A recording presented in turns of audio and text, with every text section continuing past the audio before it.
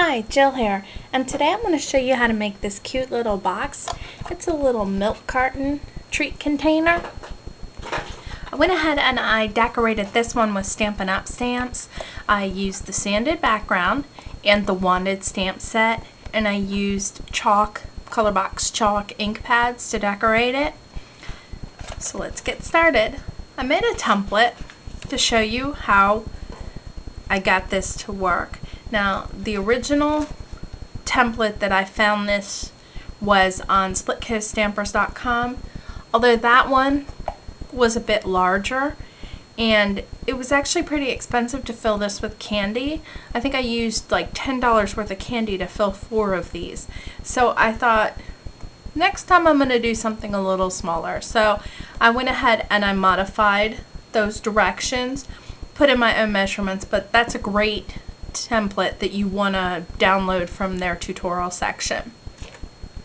So I made this for myself using a thin Sharpie pen and my Martha Stewart scoreboard, and now we're just going to go ahead and use the bone folder to score these actual score marks. So you're going to set your paper. Now we're just going to use white paper because it's easier to see. You're going to set your paper into your scoreboard. You're going to score it at 2 inches, 4 inches,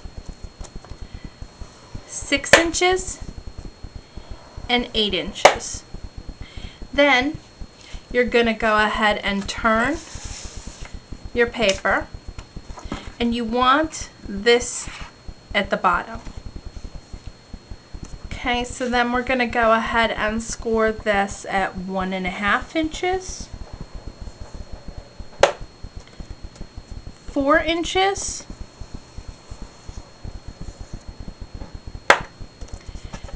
5 1/4.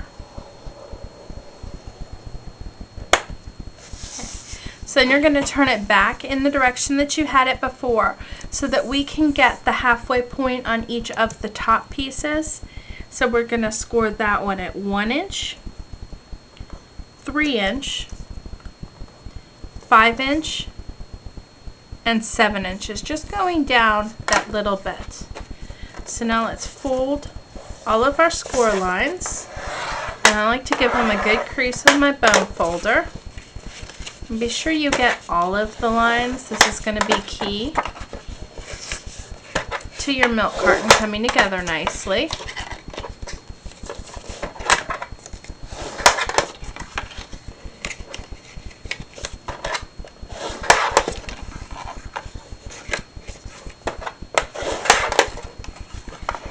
Okay, so now we have all of the lines scored, and that's how your box is going to come together. You're going to want to go ahead and just cut the bottom flaps up to the first score mark.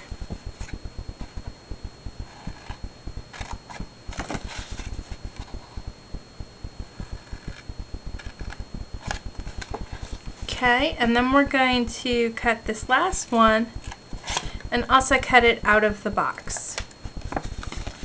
And then we're also going to cut the little piece, that same piece, sorry about that, out of the top.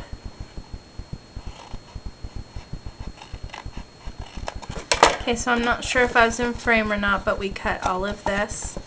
We cut this and that. Okay, so now we're going to go ahead and fold our little top pieces. I'm going to bring the template back in so you can see that. I'm going to go ahead and use my ruler. So we're going to first score these. You're going to score from the middle point to the point. And you're going to score the first one,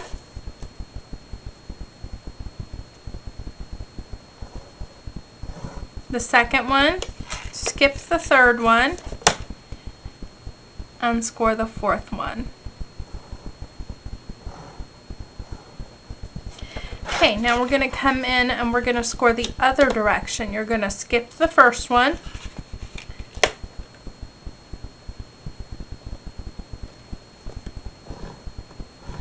mine might not turn out as straight as usual because of the fact that I'm scoring this away from myself, where I'd usually be closer to myself when doing this.